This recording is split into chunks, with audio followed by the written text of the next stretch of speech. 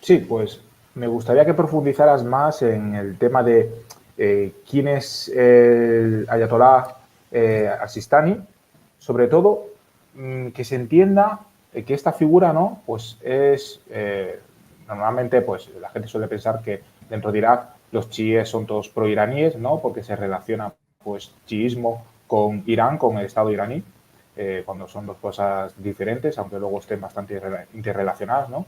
Entonces, pues, cómo ese balance de poder, ¿no? entre distintas facciones o, digamos, dentro del chiismo, ¿no? Dentro de Irak, cómo influye esta parte, la influencia de Irán en Irak y, bueno, este juego de poder. ¿Qué nos puedes contar? Bueno, acá como para empezar quizás hay que explicar un poco de cuál es el rol del ayatolá, porque lo estoy hablando creo que con mucha ligereza, como si todos tuviéramos que entender de qué estamos hablando. Cuando hablamos del ayatolá, esta figura religiosa muy propia del chiismo, este término significa literalmente señal de Alá, ¿verdad? Es como una máxima autoridad religiosa que trae un mensaje y puede dictar jurisprudencia. ¿Cuál es la diferencia, digamos, entre el ayatolá en Irán, que quizás es el que más nos suena a nosotros, puesto que la revolución islámica del año 79 y la llegada de Khomeini al poder, por supuesto, lo coloca en una posición sumamente importante, pero mencionar también de que hay también una escuela jurídica iraquí que es bastante importante, porque además pensemos, dicho sea de paso, que en Irak se encuentra una de las ciudades con mayor arraigo dentro de la santidad para el Islam chiita, ¿verdad? Que es la ciudad de Kerbala, y se habla de una competencia religiosa entre lo que es el chiismo iraní, donde vamos a tener dos ciudades importantes, una quizás que tiene un peso trascendental en la actualidad y otra que tiene también una jurisprudencia y bastantes seguidores, como son la ciudad de Qom, que se encuentra en el sudeste de Irán, y tenemos la ciudad de Mashhad, que se encuentra en el noreste iraní. Acá van a haber intérpretes de la ley islámica, de los más importantes del chiismo iraní, mientras que del otro lado vamos a tener la ciudad de Nayaf, al sur de Irak, donde además en Nayaf es donde se va a asentar la escuela que dirige Ali al-Sistani, que es además uno de los juristas más importantes, y está la escuela de Kerbala, ¿verdad?, que se encuentra en el suroeste iraquí. La figura de Ali al-Hussein al-Sistani propiamente, este es un ayatollah o es un líder religioso que va a nacer en la ciudad iraní de Mashhad en el año 1930. Se dice de que posteriormente va a estudiar en la ciudad de Sistán, por eso de ahí sale, digamos, parte del nombre por el que se le conoce actualmente, que es al-Sistani, ¿verdad? Eso de ese al y el nombre, digamos, posterior, es como un artículo, ¿verdad?, del lugar o el título mobiliario que se le da en algún momento.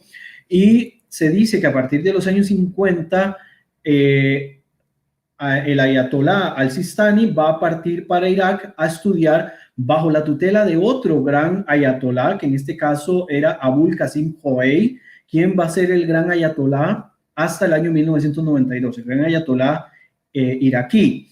Y al-Sistani va a asumir el papel que tuvo en su momento el ayatolá Khomeini a partir, digamos, de la muerte de este y también después del asesinato del gran ayatolá Mohammad Sadegh al-Sadr, quien además es el abuelo de un líder iraquí, en estos momentos, que es Muqtada al-Sadr, quien también está dentro de las disputas de poder actuales. Pero regresando directamente a la figura de al-Sistani, hay una diferencia, digamos, entre la formación jurídica en la que se educa al-Sistani y la forma en la cual se lleva el chiismo en Irán. Y es una figura, un título que se llama Wilayat ul Faqih, que es un título que se le dan a aquellos que son juristas religiosos. Se habla desde el punto de vista del chiismo iraní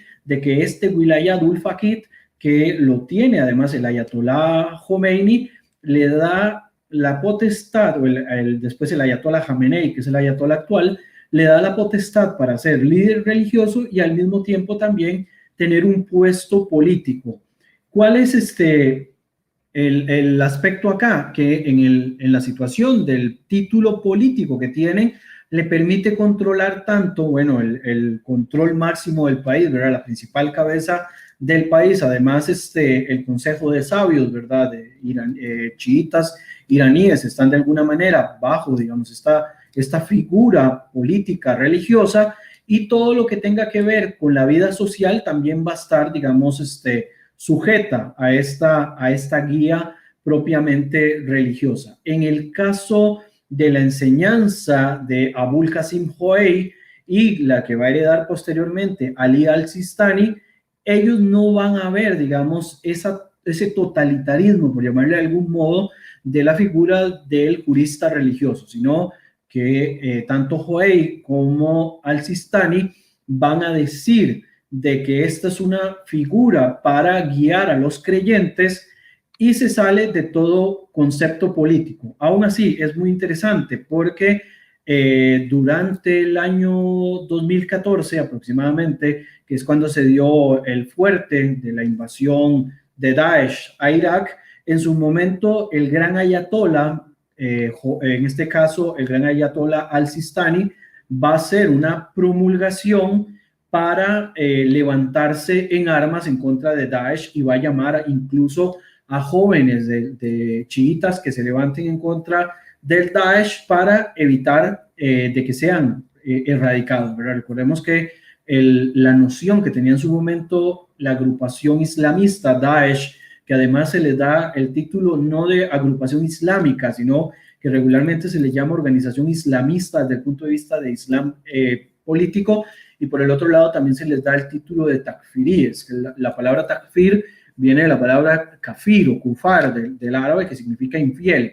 En el caso del takfir, ¿verdad? Y el takfirismo que se le atribuye a Daesh, este movimiento lo que hace es promulgar de que esta agrupación es apóstata, ¿verdad? Y que las enseñanzas del Islam que ellos practican es contraria a las enseñanzas del Islam más puro y demás. Bueno, en su momento entonces al-Sistani va a promulgar este edicto, ¿verdad? Para que se levanten en armas en contra de los grupos radicales islámicos y que se les enfrenten directamente. Aún así, al-Sistani ha sido muy categórico en evitar que se involucren los clérigos de su corriente, los clérigos de Nayaf, de esta ciudad, que se incorporen a la vida política de manera activa, ¿verdad? Para evitar esa división, ¿verdad? O para más bien promulgar una división entre lo que es el poder político y el poder religioso. De alguna manera esa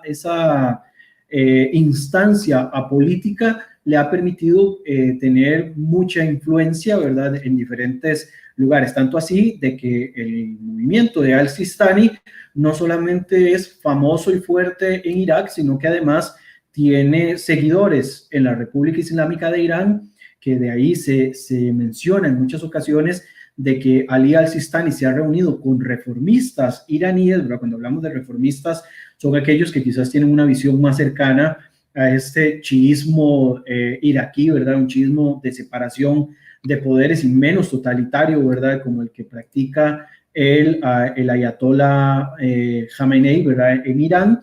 Y por el otro lado también se habla de que al-Sistani ha rechazado la posibilidad de reunirse con líderes iraníes, como en su momento el expresidente Mahmoud Ahmadinejad, lo que demuestra, digamos, que tiene cierto alejamiento con el chiismo propiamente que practican en Teherán, ¿verdad? Que tiene su propia corriente. Un aspecto que se me escapaba, que me parece muy, muy importante también, es que Ali al-Sistani, además de ser denominado el gran ayatollah y que tiene esa influencia en diferentes países, tanto en Irak como también lo tiene en Pakistán, creo que tiene, bueno, ya lo mencioné, ¿verdad? Tiene una influencia importante entre reformistas iraníes. En el Líbano también tiene presencia y en algunos grupos minoritarios dentro de la India y otros países también que siguen esta corriente más de separación de poderes.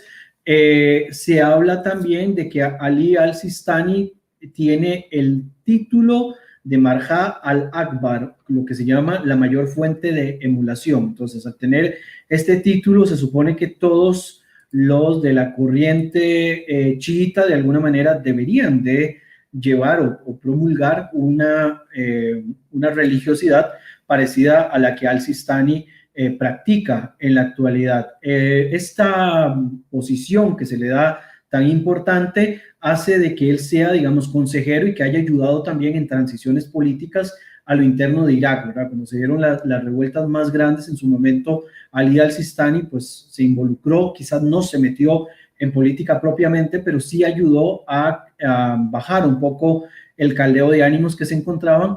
Y en algún momento también Ali al-Sistani, un poco más atrás de todo lo que he mencionado, se opuso también con vehemencia a la invasión estadounidense en Irak, ¿verdad? Y a pesar, digamos, de oponerse a esta posición estadounidense, pues de alguna manera siempre mantuvo esa línea de acción de mantener una separación entre el poder político y el poder religioso para evitar un separatismo un sectarismo que eventualmente les pudiera ocasionar algún tipo de problema al interno del país.